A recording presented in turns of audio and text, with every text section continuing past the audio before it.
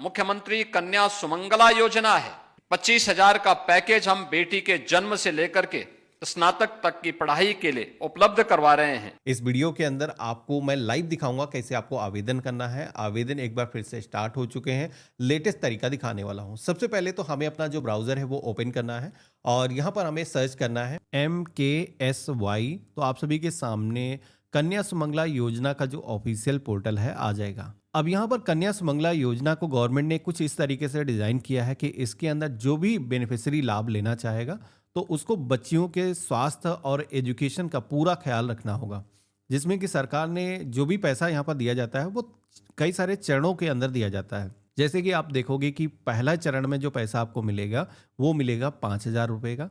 इसी के साथ में द्वितीय चरण के अंदर जो है जब टीकाकरण कंप्लीट हो जाएगा तो वो यहाँ पर 2,000 रुपये मिलेंगे। साथ ही में तीसरे चरण में 3,000 रुपये दिए जाते हैं और ये जो है जब मिलते हैं जब फर्स्ट क्लास के अंदर जब बच्ची का जो एडमिशन है कराया जाता है। साथ में जैसे ही बच्ची छठी क्लास के अंदर प्रवेश लेती है फिर से 3,000 रुपये दिए जाते हैं और इसके बाद में 8वीं क्वालिफाई होने के बाद में जैसे ही 9वीं क्लास के अंदर बच्ची एडमिशन लेती है तो 5,000 रुपये की आर्थिक सहायता दी जाती है। इसके बाद में जो लास्ट इंस्टॉलमेंट मिलती है वो मिलती है 7,000 रुपये की, जैसे ही 10वीं या फिर 12वीं क्वालिफाई होने के बाद में स्नातक के लिए लड़कियां अप्लाई करती हैं तो यहाँ पर 7,000 रुपये के जो बेनिफिट दिए जाते हैं। टोटल की बात करें तो 25,000 रुपये आपको बेनिफिट मिलता है। मैं आपको दिखाता हूँ कैसे अप्लाई करना है। इसके लिए सबसे पहले तो आपको यहाँ पर एक ऑप्शन मिलेगा नागरिक सेवा पोर्टल, तो हम इस ऑप्शन पे क्लिक करेंगे। अब यहाँ पर अप्लाई करने के लिए सबसे पहले तो लॉगिन करने का ऑप्शन आएगा, लेकिन हमारे पास में कोई लॉगिन आईडी है नहीं। पहले तो हमें एक लॉगिन आईडी क्रिएट करना है, जिसके लिए टर्म एंड कंडीशंस को एक्सेप्ट करेंगे और कंटिन्यू के ऑप्शन पे क्लिक करेंगे। अब सबसे पहले तो यहाँ पर पूछा जाएगा कि ये जो रजिस्ट्रेशन है क्या किसी आंगनवाड़ी केंद्र के द्वारा किया जा रहा है, तो ऐसा नहीं है, हम खुद से अपना रजिस्ट्रेशन कर रहे हैं, तो हम नो के ऑप्शन पे क्लिक करेंगे। अब हमारे सामने कुछ बेसिक इन्फॉर्मेशन फिल करने का ऑप्शन आएगा, जिसमें कि यहाँ पर ये जो इन्फॉर्मेशन आप दर्ज करोगे, पहले यहाँ पर आप सभी को जो परिवार के जो भी मेंबर हैं, जैसे कि उसके पिता हो सकते हैं या फिर माता हो सकती है, वो लोग यहाँ पर अप्लाई करेंगे। हमने यहाँ पर माता सेलेक्ट किया है, मदर हमने चूज कर लिया है।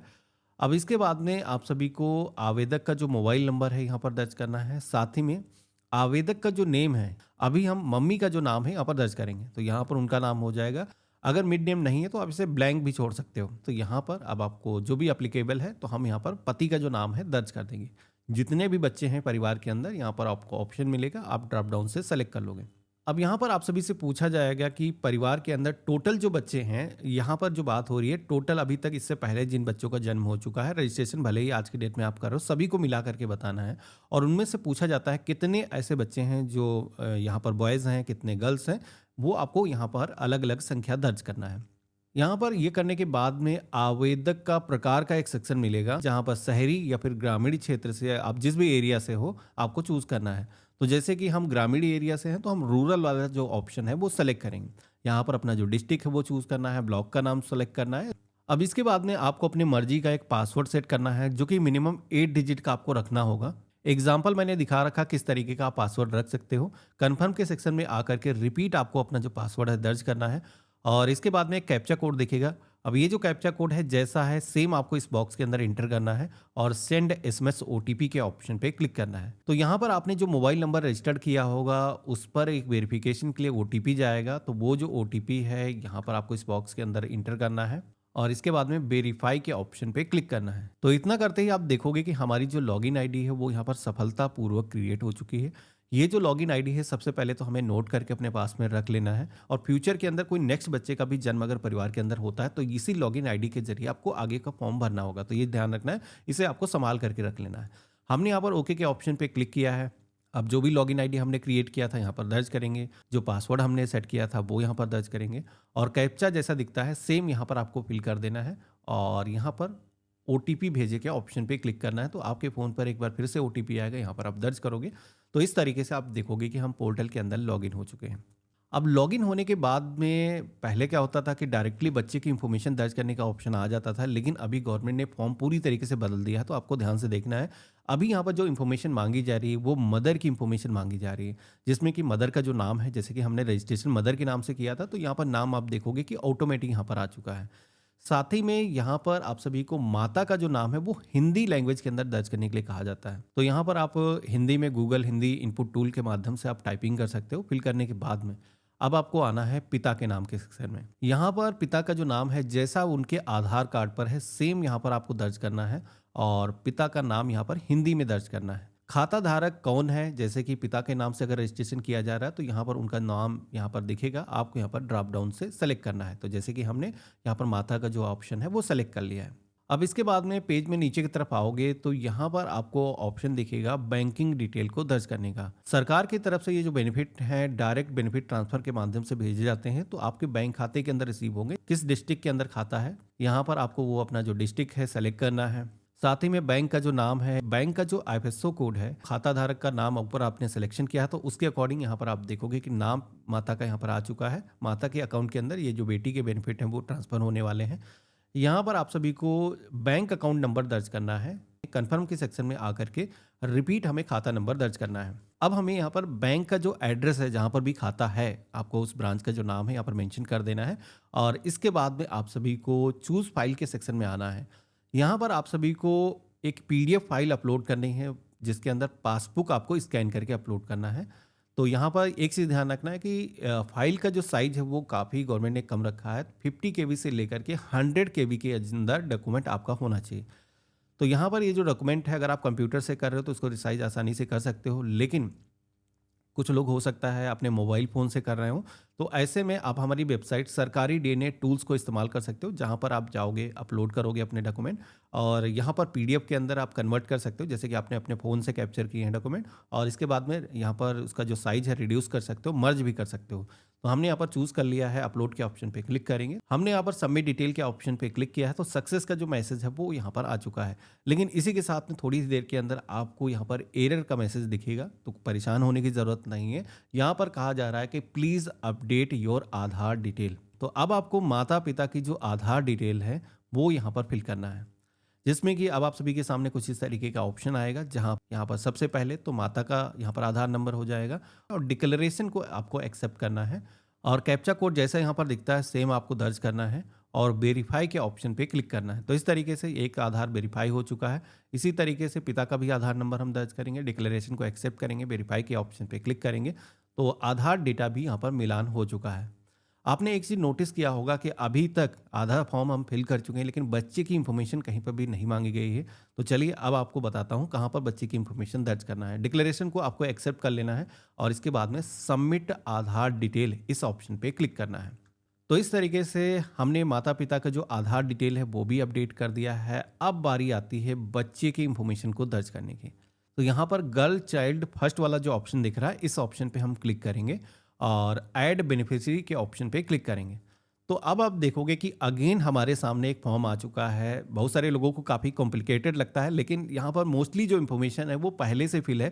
यहाँ पर बच्चे का जो भी नाम है आपको यहाँ पर दर्ज करना है, उसका first name, middle name, last name, जैसे आपने माता पिता का नाम दर्ज किया था वैसे आप दर्ज करोगे। इसके बाद में आप सभी को बालिका का जो नेम है वो हिंदी लैंग्वेज के अंदर यहाँ पर दर्ज करने के लिए कहा जाएगा। तो आप उसी तरीके से गूगल हिंदी इनपुट टूल के माध्यम से आप यहाँ पर टाइपिंग कर सकते हो। अब इतना करने के बाद में आप सभी को लाभार्थी प्रकार का एक ऑप्शन दिखेगा जहाँ पर दो ऑप्शन आपको दिखेंगे, एक तो है बायोलॉजिकल और एक है अडॉप्टेड।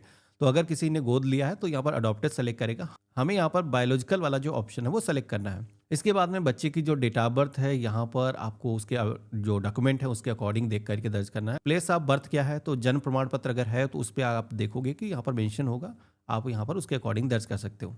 इसके बाद में आप सभी को कैटेगरी के सेक्शन में आना है। यहाँ पर सोशल जो भी कैटेगरी है, SC, ST, OBC, general category से आप हो, यहाँ पर ऑप्शन मिलेंगे जिसमें से सिलेक्शन करोगे और इसके बाद में सोशल कैटेगरी को डिस्क्राइब करने के लिए जो भी एक्चुअल में जाति है, जो कि आप गुप्ता, शुक्ला, मौर्य, आप इस तरीके से मेंशन कर सकते हो। तो इस तरीके से बच्चे का जो डिटेल है हमने यहाँ पर दर्ज कर दिया है। लेकिन कुछ इंफॉर्मेशन आप देखोगे कि यहाँ पर प्रेजेंट एड्रेस के यहाँ पर जैसे कि कुछ ऑप्शन ब्लैंक हैं जिनको आपको भरना होगा, तभी ये जो फॉर्म है आपका सबमिट होगा, जिसमें कि आपको अपने एरिया का जो पिन कोड है वो आपको यहाँ पर दर्ज करना है। साथ ही में प्रेजेंट जो आपका वर्तमान जो एड्रेस है उसका जो कंप्लीट एड्रेस है इस लाइन के अंदर आपको दर्ज करना है।